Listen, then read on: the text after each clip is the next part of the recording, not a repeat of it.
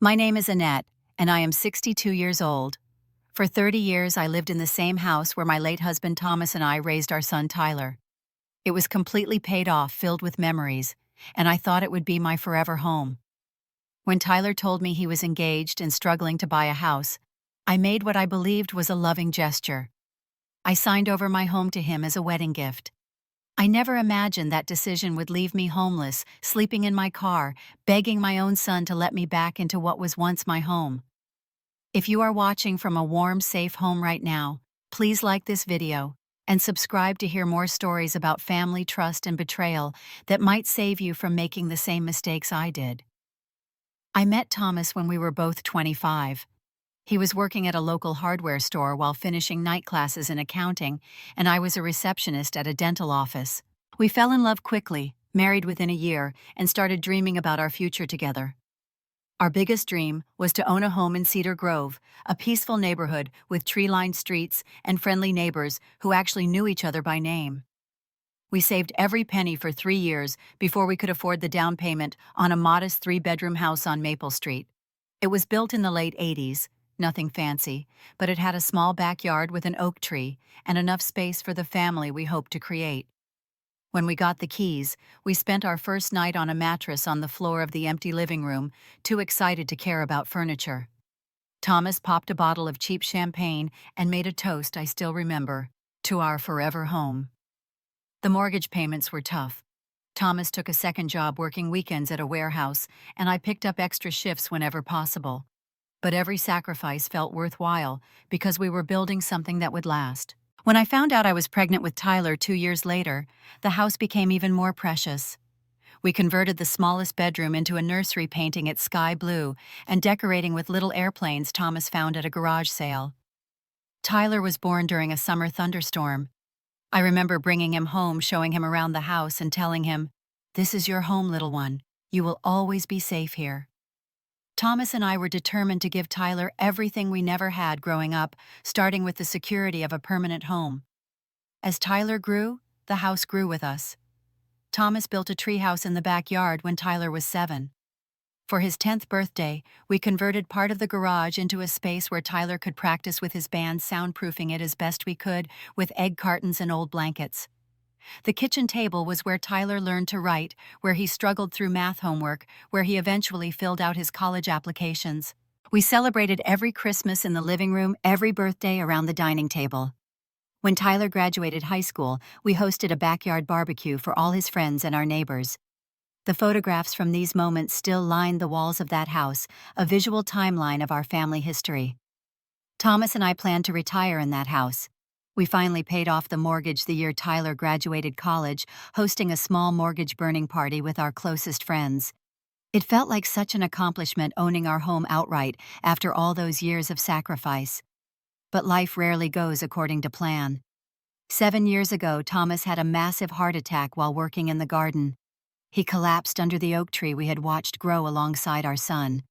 The paramedics tried their best, but by the time they arrived, it was too late. Just like that, my partner of 30 years was gone. The grief was overwhelming. Suddenly, I was alone in the house we had shared for decades. Every corner held memories of Thomas, some comforting, others painfully acute. The first year was the hardest. I would wake up reaching for him, only to find his side of the bed empty. I would hear a noise and call out his name before remembering. Tyler was understandably devastated by his father's death. He had always been closer to Thomas, who coached his Little League team and taught him to drive in the high school parking lot. After the funeral, Tyler returned to his apartment in the city, promising to visit often. But as weeks turned into months, his visits became less frequent. He was building his own life, working his way up at a regional bank, and I tried not to take his absence personally. I kept myself busy after Thomas passed. I continued my part-time accounting job at a local medical office, mostly for the social interaction rather than financial necessity. Thomas had good life insurance, and between that and our modest savings, I was comfortable. I joined a grief support group at the community center and made some new friends. I started a small garden, something Thomas had always maintained. My neighbor Frank taught me the basics, and I found unexpected peace in nurturing plants. My daily routine became predictable but satisfying. Coffee on the back porch watching birds at the feeder. Work 3 days a week. Lunch with friends from my support group on Thursdays. Book club at the library every other Tuesday. Calls with Tyler on Sunday evenings when he would briefly update me on his life, while I tried not to notice how he always seemed in a hurry to end our conversations. As I entered my 60s, I started thinking more about my future. The house was becoming more challenging to maintain alone. The stairs sometimes bothered my knees, and the yard work was increasingly difficult. Still, I cherished my independence and the comfort of familiar surroundings. Several friends suggested I consider downsizing to a smaller place, perhaps a single-level condo in the retirement community nearby, but I always dismissed the idea. This was my home where Thomas and I had built our life together. I planned to stay as long as physically possible. I had a small circle of good friends in the neighborhood. Janet Wilson lived 3 doors down and had been my confidant since we moved in. We power walked together 3 mornings a week and shared a standing monthly dinner date. Margaret Johnson across the street, a widow herself, often brought over extra portions of her legendary pot roast. Frank Taylor, our 70-year-old neighbor and unofficial neighborhood watchman, kept an eye on my house when I visited my sister in Arizona each winter. These connections made my life rich despite Thomas being gone. I was lonely sometimes, especially in the evenings, but I had built a life that felt meaningful and secure. I never imagined how quickly that security would disappear, or that the greatest threat would come from the person I trusted most in the world, my only child. Tyler met Lindsay at a charity gala his bank sponsored. He called me the next day unusually excited and spent 20 minutes describing this amazing woman who worked in luxury real estate and knew everything about wine. I was happy for him, of course. At 34, Tyler had had several serious relationships, but never seemed ready to settle down.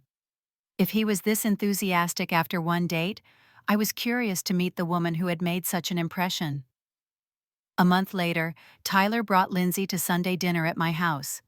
She was striking with perfectly highlighted blonde hair, a designer dress that seemed excessive for a casual family dinner, and a confident manner that bordered on intimidating. Lindsay was 32, divorced with no children, and worked for an exclusive real estate agency that specialized in multi-million-dollar properties.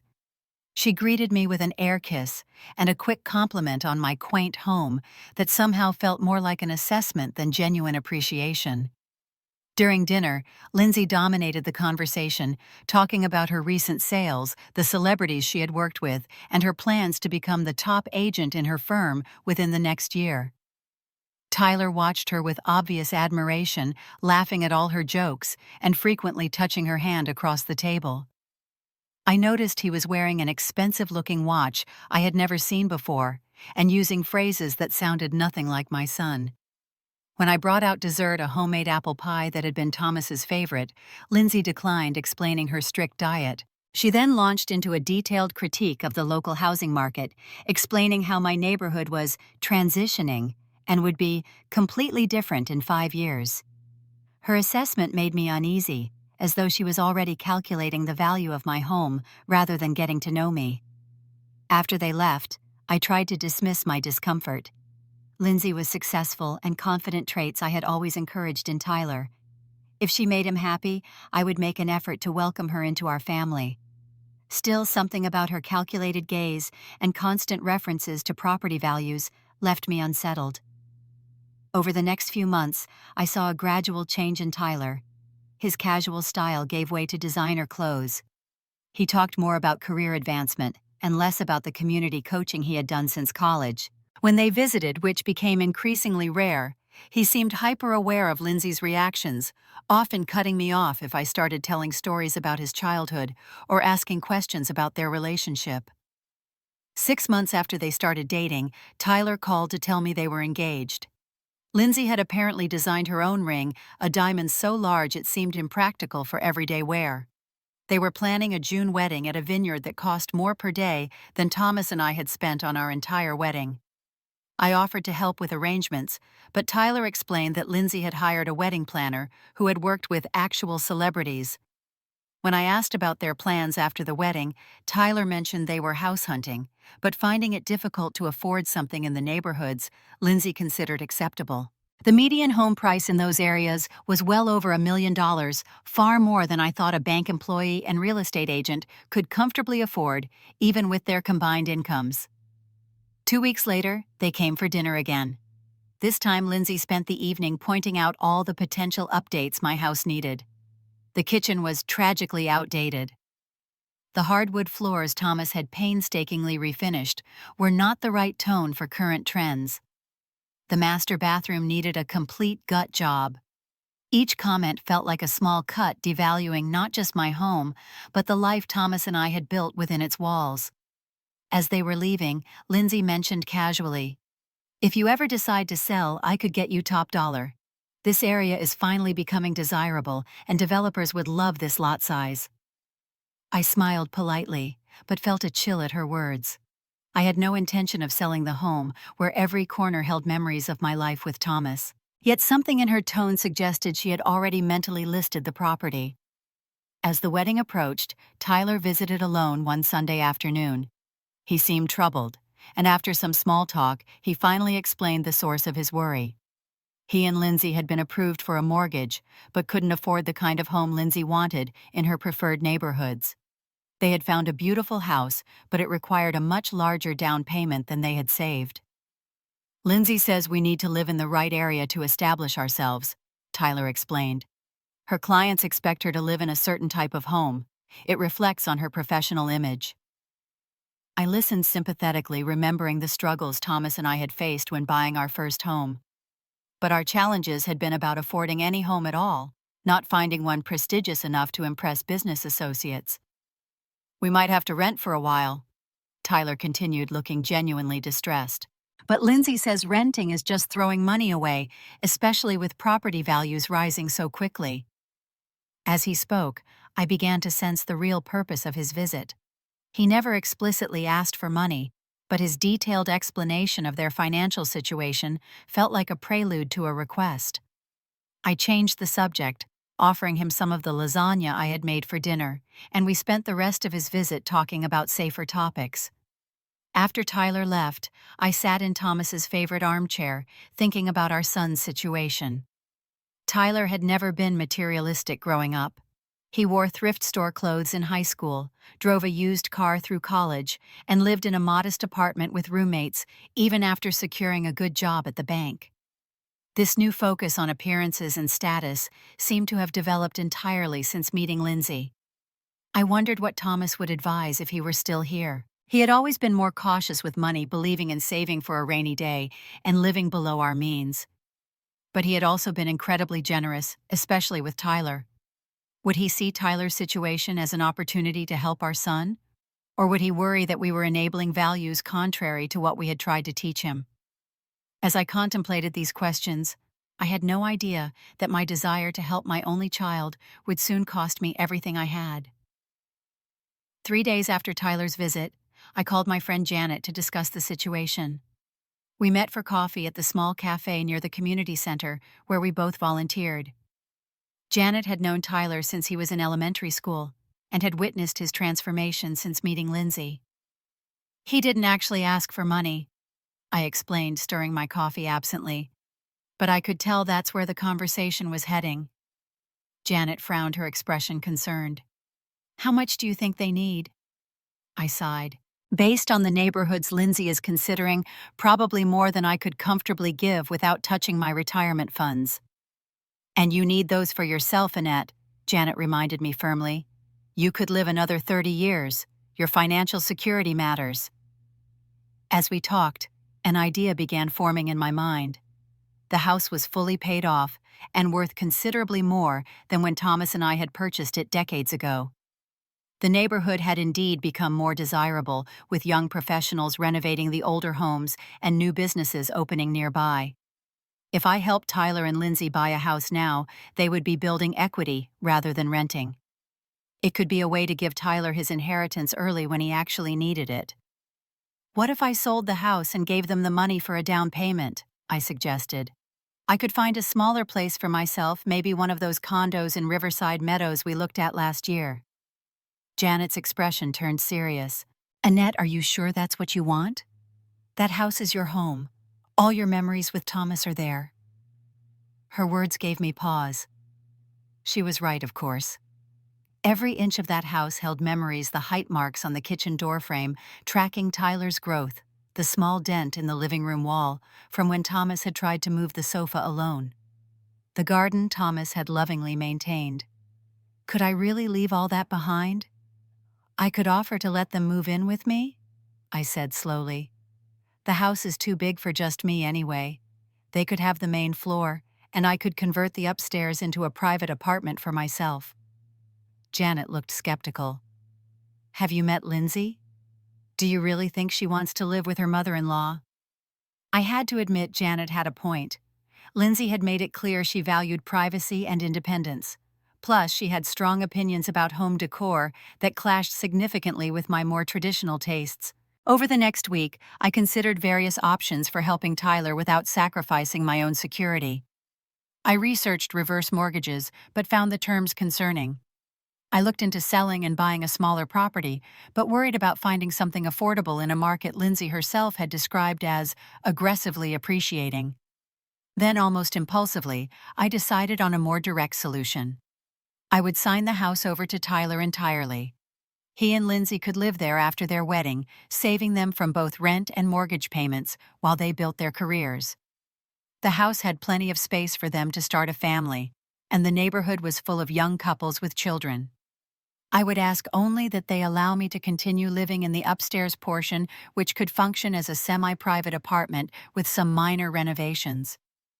When I called Tyler to suggest this arrangement, his initial response was stunned silence.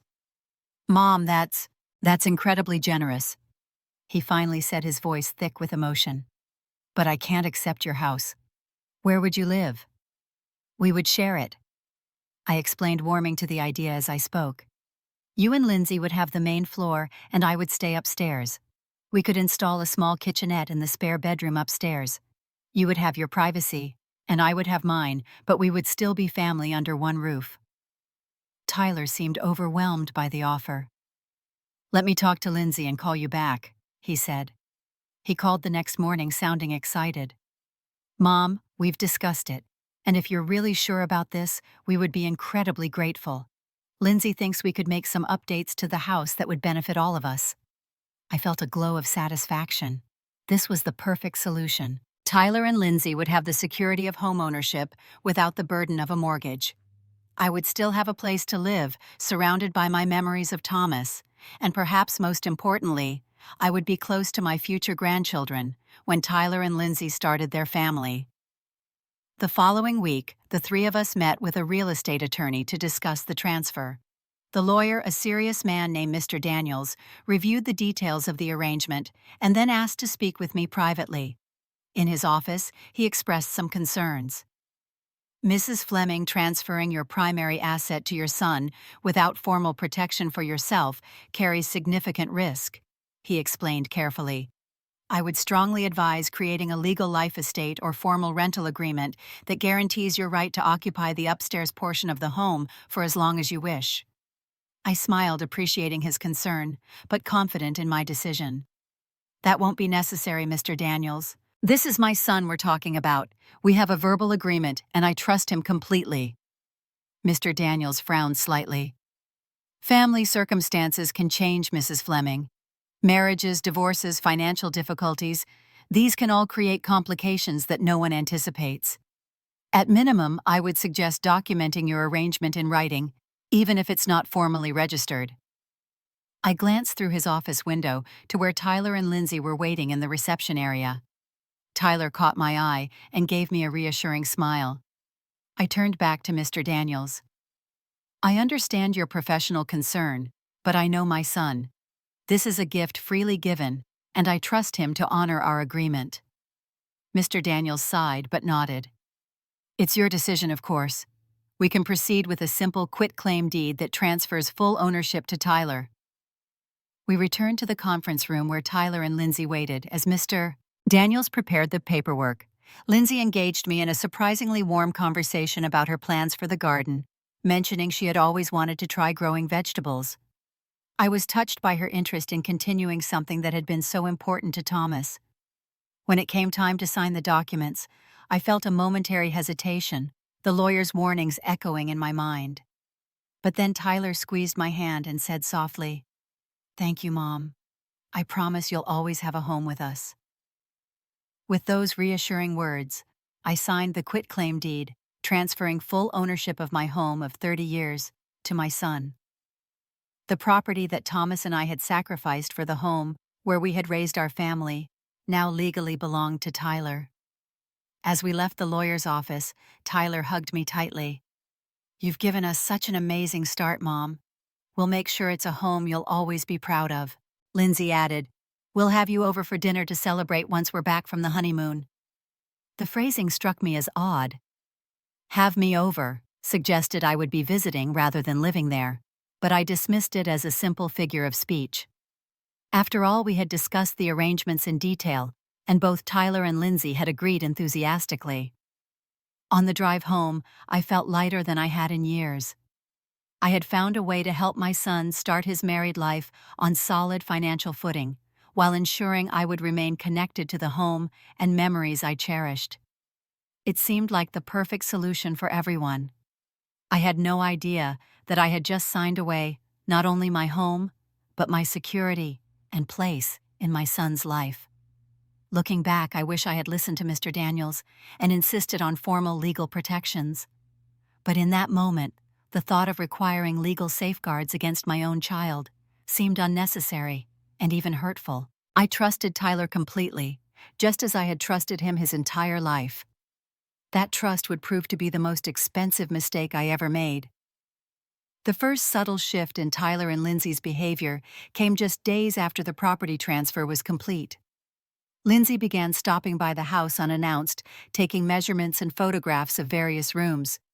When I asked what she was planning, she responded with vague comments about getting a head start on design concepts. One afternoon, I came home from grocery shopping to find Lindsay in my kitchen with an interior designer discussing removing the wall between the kitchen and dining room to create an open-concept entertaining space. I stood in the doorway, grocery bags in hand, as they talked about my kitchen, as if I wasn't there. "Oh, Annette," Lindsay said when she finally noticed me. "This is Stephanie. She's helping us envision the space. The wall removal would happen after the wedding, of course." "I thought we might discuss any major renovations together," I said, carefully setting my groceries on the counter. "This is still my home, too." Lindsay's smile tightened slightly. "Of course, we just wanted to get some professional opinions first. Tyler and I will cover all the costs naturally." That evening, I called Tyler to express my concerns about Lindsay's renovation plans. He sounded distracted and slightly impatient. "Mom, Lindsay has a great eye for design. The updates will increase the property value significantly. I thought you would be excited about modernizing the house." "I understand wanting to make some changes," I said slowly. "But removing walls is a major renovation. I would appreciate being included in these discussions from the beginning." There was a pause before Tyler responded. "You're right. I'll talk to Lindsay about including you in the planning. But remember, this is going to be our primary home going forward. We need to make it work for our lifestyle and future family." His emphasis on "our home" gave me pause.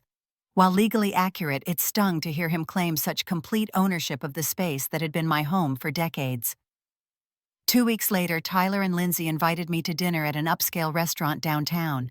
I dressed carefully, hoping for a chance to reconnect with my son and smooth over the tension that had been building since the property transfer.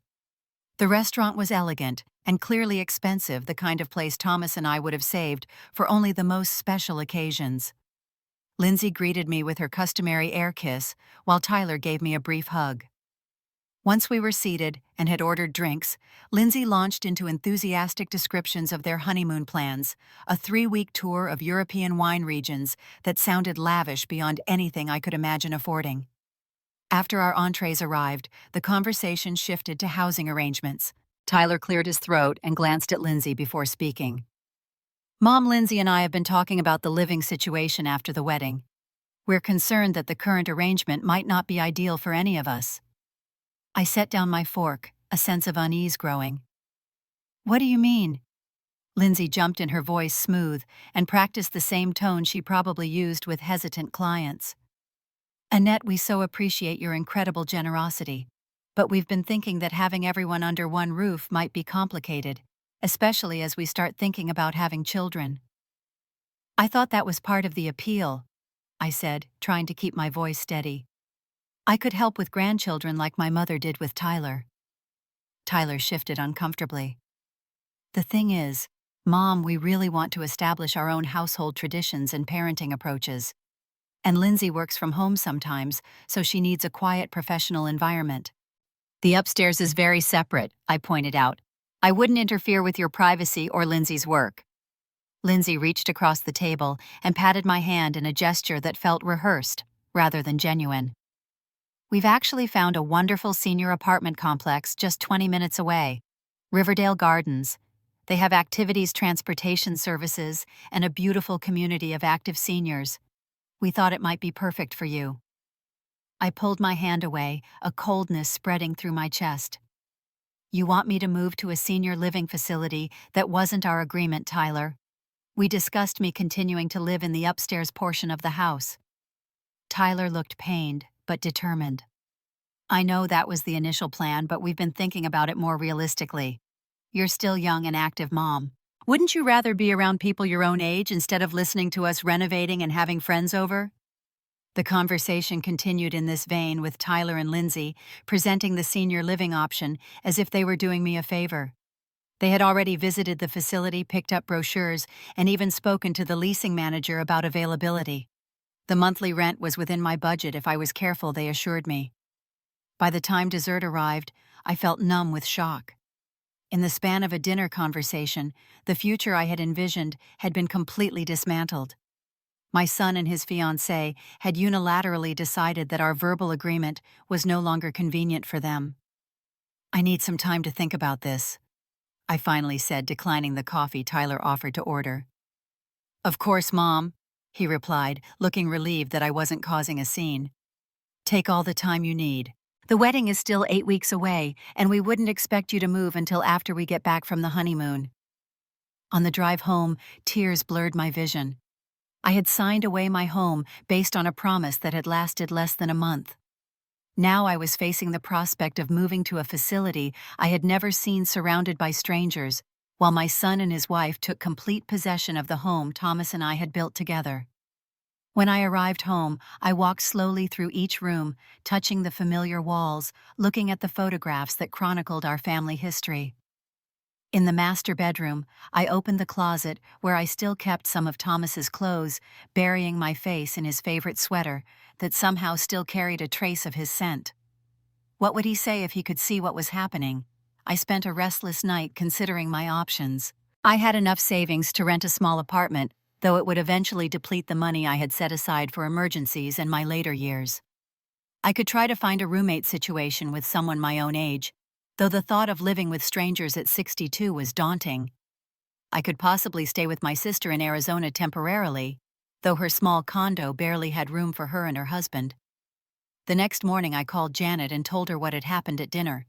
Her anger on my behalf was validating. "This is exactly what I was worried about," she said, voice tight with indignation. "Can you speak to that lawyer again? There must be some legal recourse." I sighed. The deed is already transferred. Mr. Daniels warned me to get everything in writing, but I trusted Tyler's word. What about talking to Tyler alone without Lindsay? Maybe she's the one pushing this change. I agreed to try, but when I called Tyler to suggest meeting for lunch, just the two of us, he told me he was too busy with wedding preparations. Instead, he emailed me links to several apartment listings, all small one-bedrooms, in areas far from my friends and community. The wedding proceeded as planned, an elaborate affair at an exclusive vineyard. I sat in the front row smiling for photographs and making appropriate small talk with Lindsay's large extended family. No one would have guessed from my demeanor that I was secretly terrified about my future, or that the mother-son dance brought me to tears, not just from pride, but from grief over how quickly our relationship had changed. After Tyler and Lindsay left for their honeymoon, I began reluctantly touring apartments. None felt remotely like home, and all would stretch my budget to the limit. I also visited Riverdale Gardens, the senior community they had recommended. While clean and well-maintained, it felt institutional and isolated, far from the neighborhood connections I had built over decades. Each night I returned to the house that was no longer legally mine, surrounded by boxes I had started to pack. I found myself apologizing to Thomas's photograph on the nightstand, feeling I had failed to protect the home we had created together. I never imagined the situation would deteriorate even further, or that my son was capable of the cruelty that awaited me upon his return. A month after the wedding, Tyler and Lindsay returned from their European honeymoon, tanned and seemingly refreshed.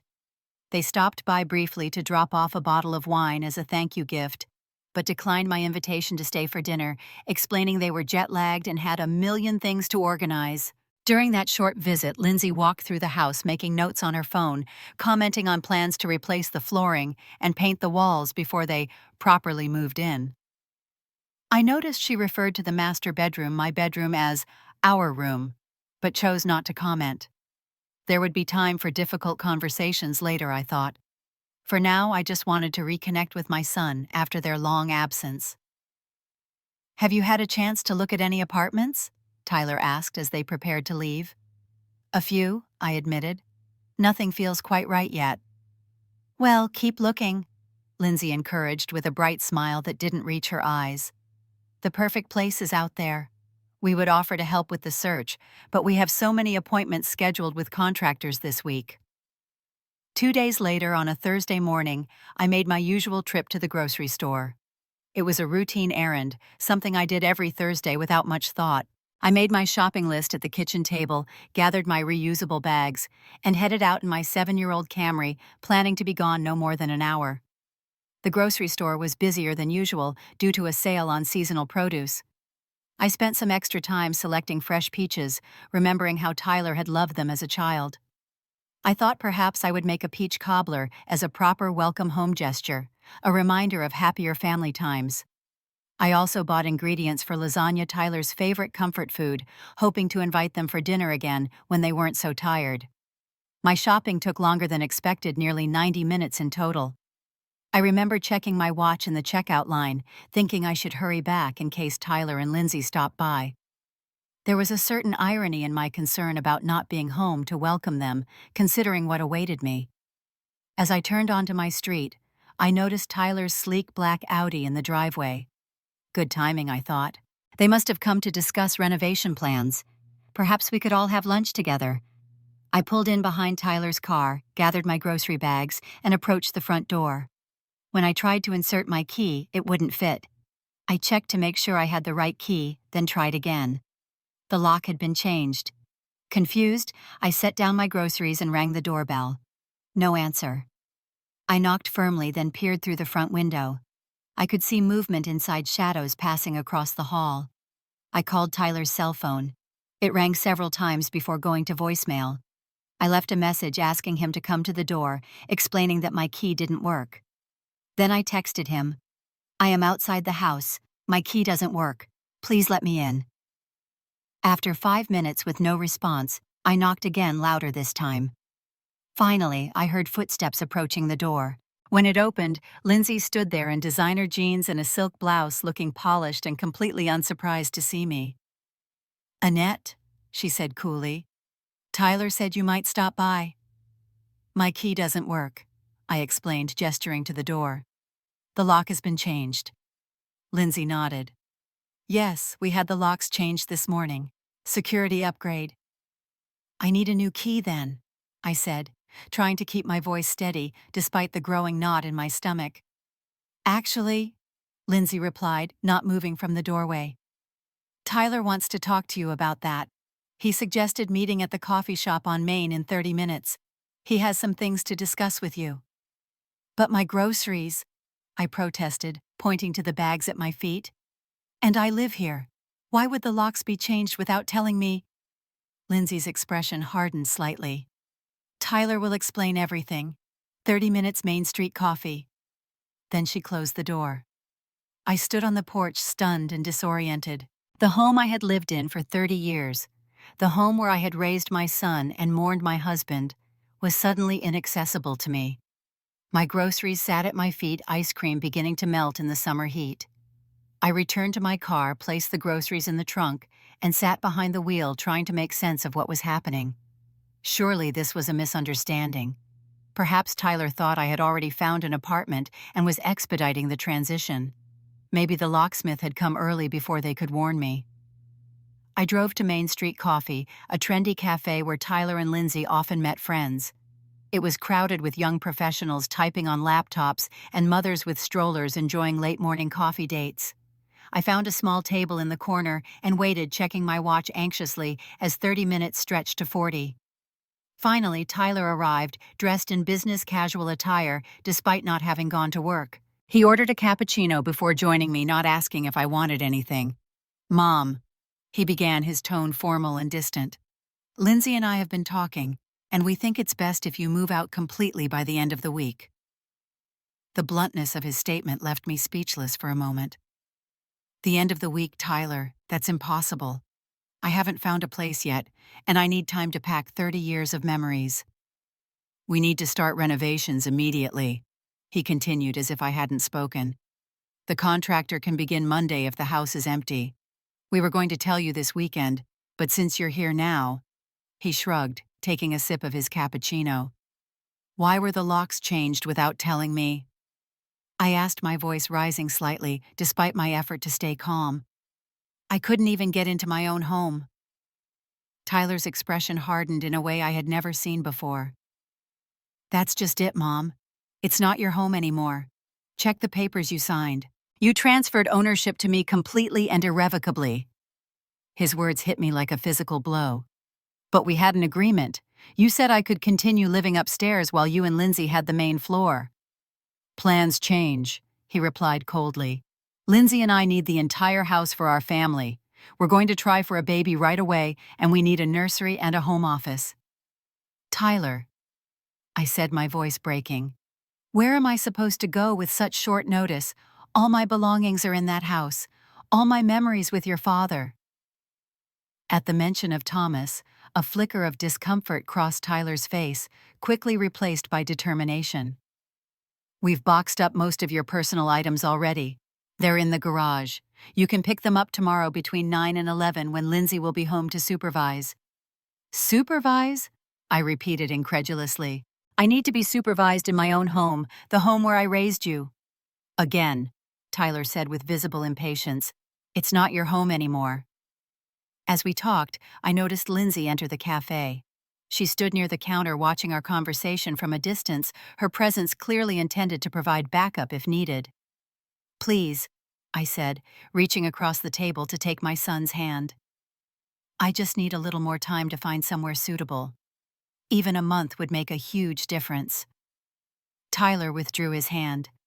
"We've already been more than generous, Mom. Most people would expect immediate vacancy after a property transfer. We've given you several weeks already." Tears filled my eyes, blurring my vision. "Where am I supposed to sleep tonight? All my things are in that house." "That's not really our problem," Tyler replied, his voice eerily reminiscent of Lindsay's professional tone. "You might want to call Janet or one of your other friends. Or there's a decent hotel off the highway that offers weekly rates." In that moment, looking at my son's face, I barely recognized the boy I had raised.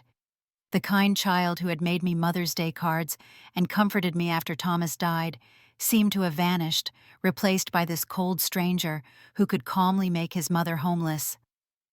"Can I at least get some of my clothes and toiletries tonight?" I asked, my voice small and unfamiliar to my own ears. Tyler checked his watch. "Lindsay has yoga at 5, but I can meet you at the house at 6. You can take what you need for a few days. The rest you can get tomorrow." As he stood to leave, I made one final desperate appeal. "Tyler, please think about what you're doing. What would your father say if he could see this?" For the briefest moment, something like shame flickered in his eyes. Then Lindsay appeared at his side, placing a possessive hand on his arm, and his expression hardened again. "Dad would understand that Lindsay and I need to establish our own home," he said firmly. "I'll see you at 6. Don't be late. I have dinner plans at 7:30. With that, he and Lindsay left the cafe, her arm linked through his, her head tilted close as she whispered something that made him nod in agreement.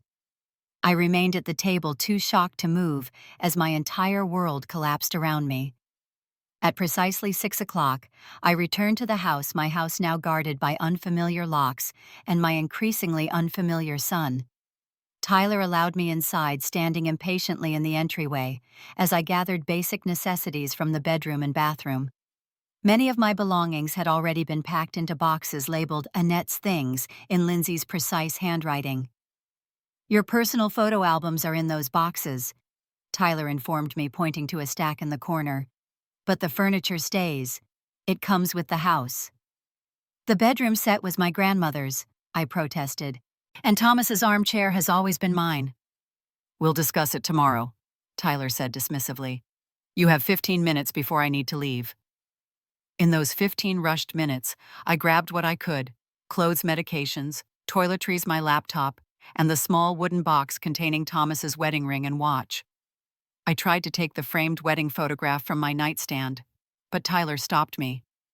"Lindsay wants to create a family photo wall," he explained. "We need all the frames for a unified look." "But that's my wedding picture," I said incredulously. "We'll scan it and email you the digital file," he replied. As I walked out the door, arms full of hastily gathered possessions, I turned for one last appeal. "Tyler, please reconsider. I'm your mother. I gave you this house because I trusted you." For a moment, I thought I saw conflict in his eyes.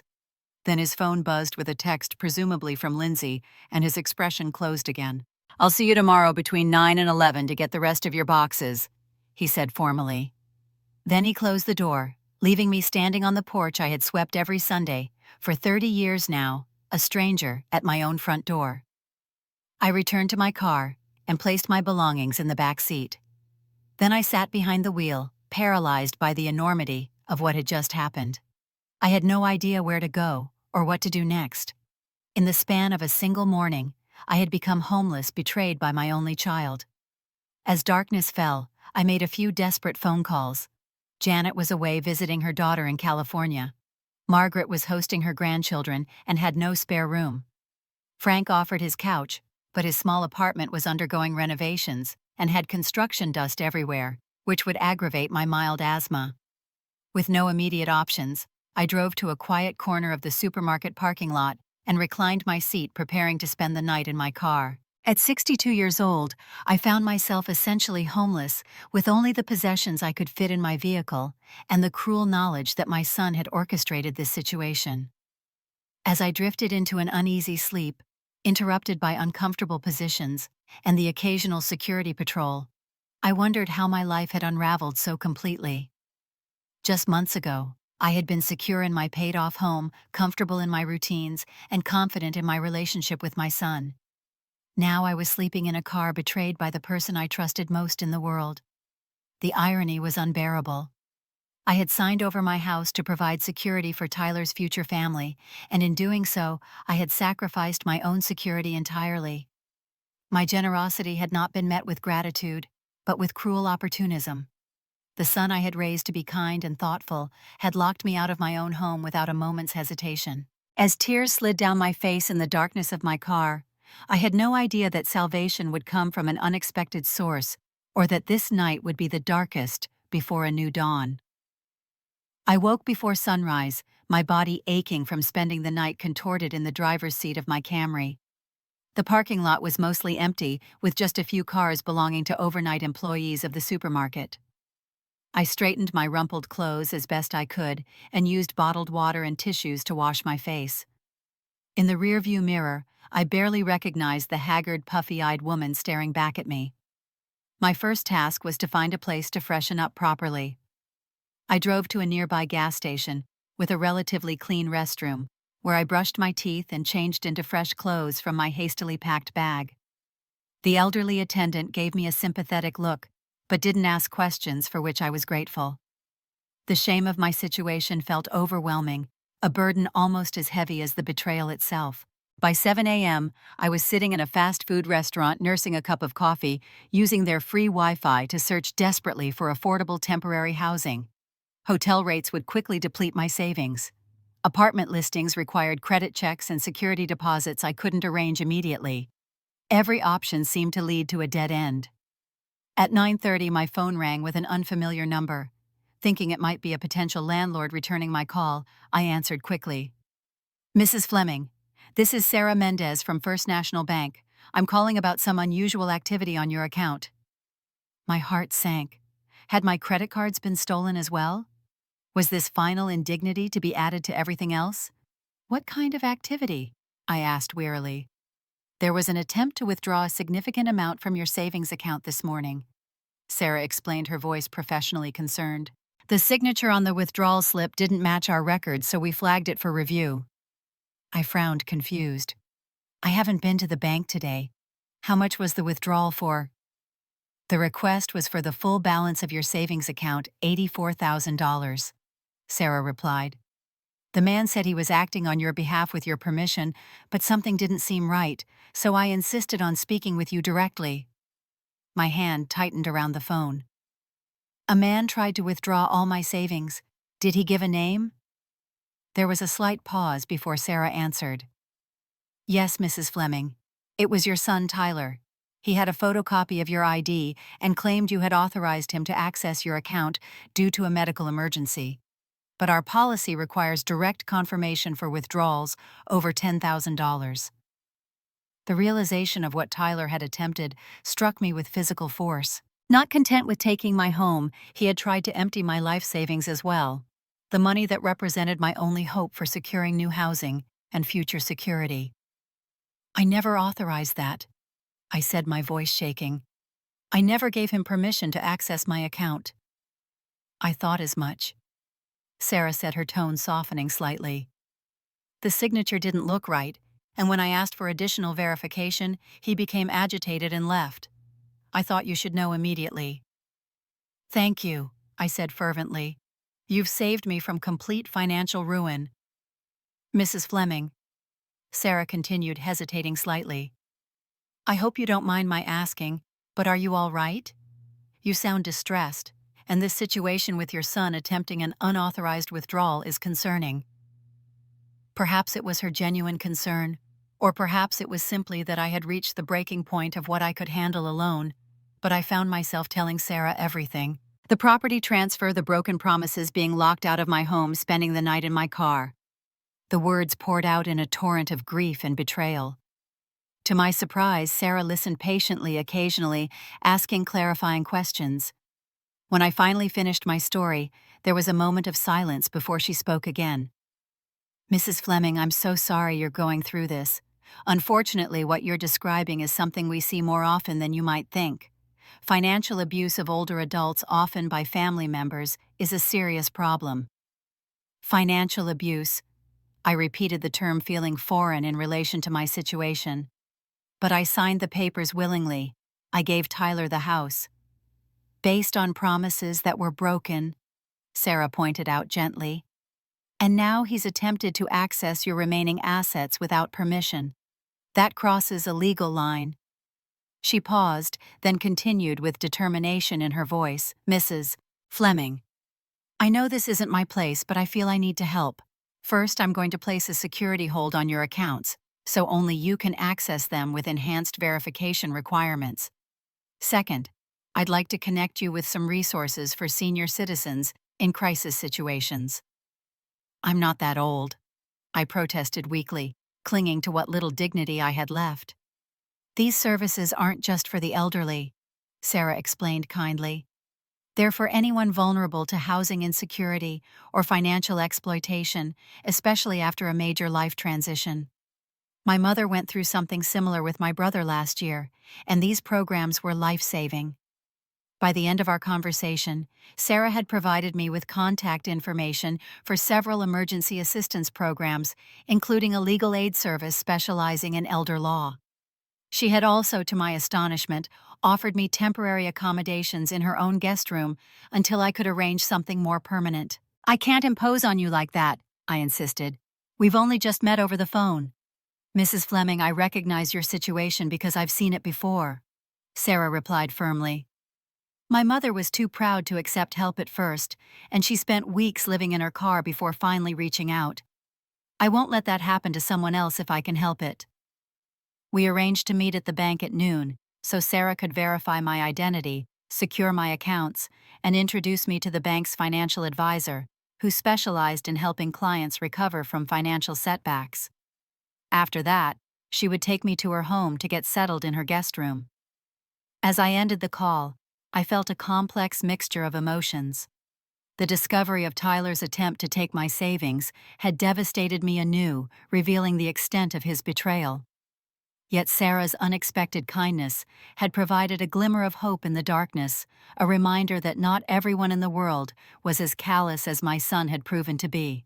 I had one more task before meeting Sarah. At 10:30, I drove back to what had once been my home to collect the boxes of my possessions as arranged. Lindsay opened the door wearing workout clothes and a cold smile, gesturing toward the garage where my life had been reduced to cardboard containers. "Tyler had to go into work, so I'll be supervising," she informed me, following close behind as I entered the garage.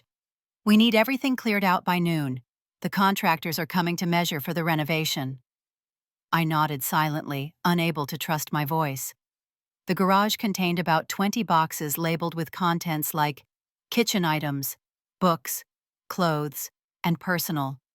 A lifetime condensed into generic categories, packed without care or respect for the memories they contained. "Where are the photo albums?" I asked, not seeing the box Tyler had mentioned. Lindsay pointed to a small container in the corner. "We kept some of the family photos for our ancestry wall, but most of it's there." I wanted to protest, to demand the return of every photograph, every memory that rightfully belonged to me. But the knowledge of Tyler's attempt to steal my savings had left me wary. Better to take what I could now and fight for the rest later when I had regained my footing. "I'll need to make several trips in my car," I explained. "It won't all fit at once." Lindsay checked her designer watch. "I have a spa appointment at 1. Anything not removed by noon stays with the house." Her callous ultimatum crystallized something within me. This woman and my son had not only taken my home, but were now threatening to discard my possessions, my memories, if I couldn't meet their arbitrary deadline. The injustice ignited a spark of anger that cut through my grief and shock. "I understand completely," I said with newfound steadiness. "I'll take what matters most now and send a moving company for the rest." Lindsay's perfectly shaped eyebrows rose in surprise, clearly expecting tears or pleading rather than calm assertion. "A moving company? Yes," I replied, selecting the boxes marked personal, photos, and important documents first. "I'll have them contact you directly to arrange a time. I assume that would be preferable to me making multiple trips." Momentarily thrown off balance by my composure, Lindsay simply nodded. I loaded the most precious boxes into my car, then turned to face her one last time in the garage, where Thomas had taught Tyler to ride a bike on rainy days. "Lindsay, I hope you and Tyler will be very happy here," I said, my voice steady, despite the pain in my heart. "But remember that houses have histories. The walls remember who built them, who loved them, who sacrificed for them. This house knows who it truly belongs to." With that cryptic parting statement, I drove away from my former home, heading toward the bank where Sarah waited to help me begin rebuilding my life from the ashes of betrayal. At the bank, Sarah greeted me with professional warmth, introducing me to a security specialist who helped me change all my passwords and PINs, place additional verification requirements on my accounts, and file a formal report about the attempted unauthorized withdrawal. Then she connected me with Alan Rodriguez, the bank's elder law specialist, who listened to my story with growing concern. "Mrs. Fleming, while you did legally transfer the house to your son, the verbal agreement about your continued residency might give us some leverage," Alan explained. "Additionally, the attempted financial exploitation we saw today establishes a pattern of behavior that could strengthen a legal case." "I don't want to sue my son," I said reflexively. "The maternal instinct to protect still strong despite everything." Alan nodded understandingly. "Most parents don't, which is exactly what some unscrupulous adult children count on. But sometimes establishing clear legal boundaries is the only way to protect yourself and ultimately to create the possibility of healing the relationship in the future." By the end of our meeting, Alan had agreed to represent me pro bono, as part of the bank's community service initiative, focusing first on recovering my personal property and then exploring options for financial recovery. I left the bank with my first appointment scheduled for the following morning and a renewed sense of purpose. True to her word, Sarah welcomed me into her modest but comfortable home that afternoon. Her guest room was small but private, with a bathroom across the hall and clean linens on the bed. After 30 years in my own home, followed by a night in my car, the simple luxury of a proper bed and shower brought me to tears of gratitude. "It's just temporary," Sarah assured me as she showed me around the kitchen. "But stay as long as you need to get back on your feet. My mother lives with my sister now, so the room was just sitting empty anyway." That evening, as we shared a simple dinner, Sarah revealed more about her personal connection to my situation. Her brother had convinced their widowed mother to add him to the deed of her home, promising to help with maintenance as she aged. Within months, he had forced her out and sold the property for a substantial profit, leaving his mother homeless until Sarah and her sister intervened. "It happens so much more often than people realize," Sarah explained. "Financial exploitation of parents by adult children is one of the most underreported forms of elder abuse because of the shame victims feel. They blame themselves for trusting their own children." "I do blame myself," I admitted quietly. "I ignored all the warning signs. The lawyer explicitly advised me to get the agreement in writing, but I thought Tyler would never betray me." Sarah reached across the table and squeezed my hand. "Trust isn't a character flaw, Mrs. Fleming. You behaved like a loving mother. Tyler and Lindsay are the ones who should feel ashamed, not you." That night, in the unfamiliar bed in Sarah's guest room, I cried for everything I had lost, not just my home, but my illusions about my son and the future I had imagined for our family. Yet amidst the grief, I felt the first stirrings of something unexpected, the determination to fight back and reclaim what was rightfully mine, if not the house itself, then at least my dignity and financial security. The next morning I awoke with a clarity and resolve that had been absent in the fog of shock and betrayal. With Sarah's encouragement and Alan's legal guidance, I began to formulate a plan not just to survive this crisis, but to emerge from it stronger than before. The path ahead would be difficult, but for the first time since seeing that changed lock, I believed I would find my way through. The woman who had slept in her car, overwhelmed by betrayal and shame, was beginning to give way to someone new, a woman determined to advocate for herself and eventually for others who might face similar exploitation. My journey toward healing and justice was just beginning.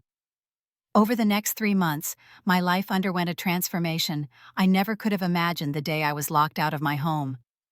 With Sarah's steadfast support and Alan's legal expertise, I navigated a path from victim to advocate, reclaiming not just my financial security, but my sense of self-worth.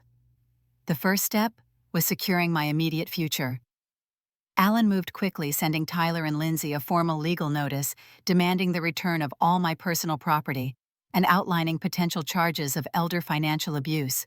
The letter detailed how their actions, from the broken verbal agreement to the attempted withdrawal of my savings, constituted a pattern of exploitation that could result in criminal charges, if not addressed promptly. Tyler's response came through an attorney initially dismissive and claiming I had gifted the house with no conditions. But when Alan provided copies of text messages where Tyler had explicitly confirmed our living arrangement plans, along with witness statements from friends who had heard him discuss the agreement, his position weakened considerably. The turning point came when Margaret, my neighbor of 25 years, shared security camera footage showing Tyler promising me continued residence as we returned from the lawyer's office after signing the deed transfer.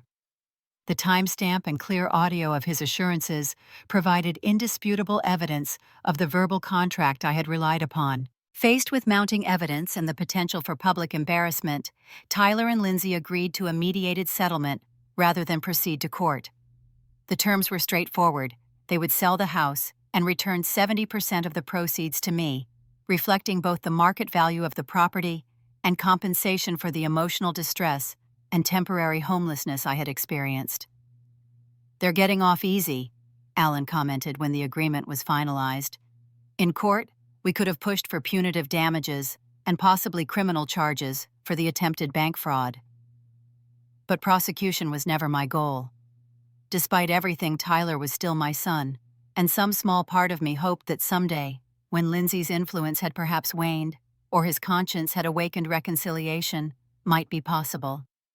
The settlement provided me with the financial security I needed, without permanently severing the fragile threads that still connected us as family. With the proceeds from the settlement, I purchased a small but charming 2-bedroom condominium in Riverside Meadows, the retirement community Janet had suggested months earlier. While initially resistant to the idea of living among seniors, I discovered a vibrant community of active adults who shared my interests in gardening, book clubs, and community service.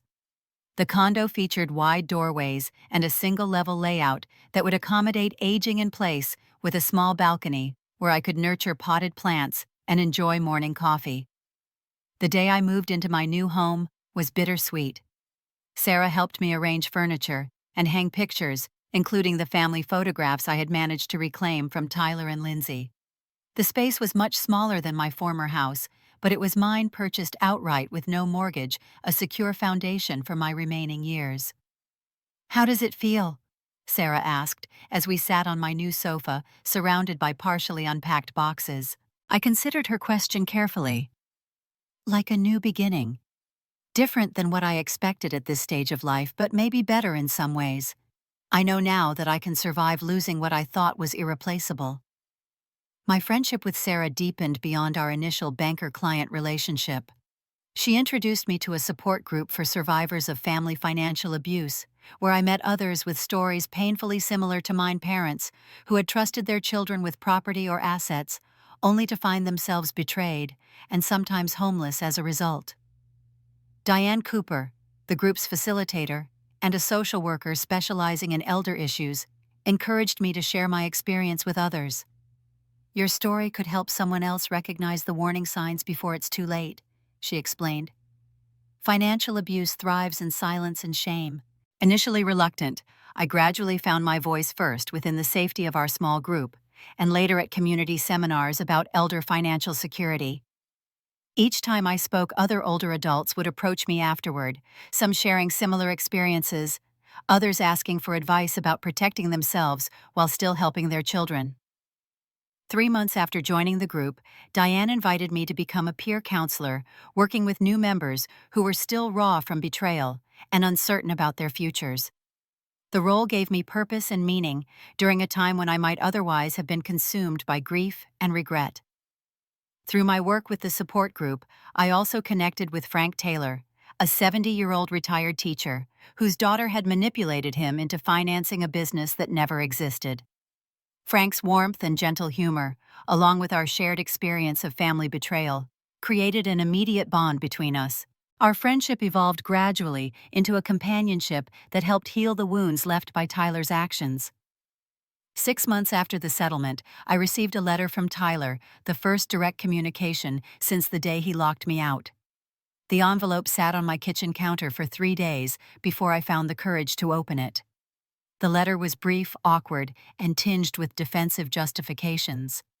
He expressed regret for how things had played out, but stopped short of a genuine apology. He mentioned that he and Lindsay had purchased a home in an exclusive neighborhood using their portion of the settlement and were expecting their first child in the spring. The letter concluded with a tentative suggestion that perhaps we could reconnect gradually in the future. I read the letter several times, searching for genuine remorse between the carefully crafted lines. While part of me yearned to respond immediately to grab at this thread of possible reconciliation, the wiser, stronger woman I had become recognized the letter for what it was, a half-hearted attempt to ease his conscience without accepting true responsibility. After consulting with my support group, and particularly with Frank, who had navigated his own complex path toward forgiveness with his daughter, I crafted a measured response. I congratulated Tyler on the upcoming birth of his child and expressed genuine hope for his family's happiness.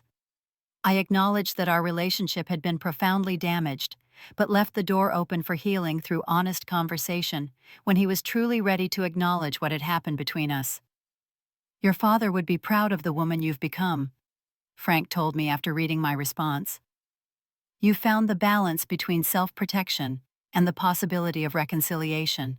As the one-year anniversary of being locked out approached, I organized a rebirth day celebration in my condo, inviting the friends who had supported me through the darkest period of my life.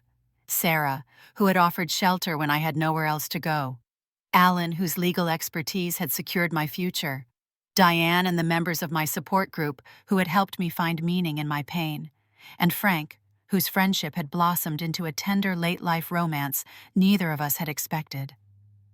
I want to mark this day not as the anniversary of loss, I explained as we gathered in my small living room, but as the beginning of discovering my own strength. A year ago today, I thought my life was ending. Instead, it was transforming into something different but equally valuable. Sarah raised her glass in a toast. To Annette, who learned that home isn't just a physical structure, but the community we build around us. To second chances, Alan added, and the courage to seize them. To new beginnings, Frank said softly, his hand finding mine. As I looked around at these faces, this family of choice I had created from the ashes of betrayal, I felt a sense of peace and belonging that transcended the loss of my physical house.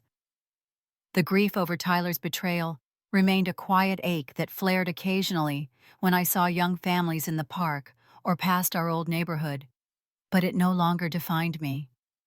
What Tyler had failed to understand when he changed those locks was that a home is more than walls and a roof. It's the love, respect, and connections we nurture throughout our lives. He had taken my house, but inadvertently set me on a path to creating a more authentic home among people who valued me for myself, not for what I could give them. Sometimes the most painful losses open doors to unexpected joys. In losing what I thought was irreplaceable, I had found something even more precious: my own resilience and the capacity to build a meaningful life from the ground up. As I approach my 64th birthday, I look forward with hope rather than backward with regret, grateful for the difficult wisdom I have earned and the authentic connections that now enrich my days.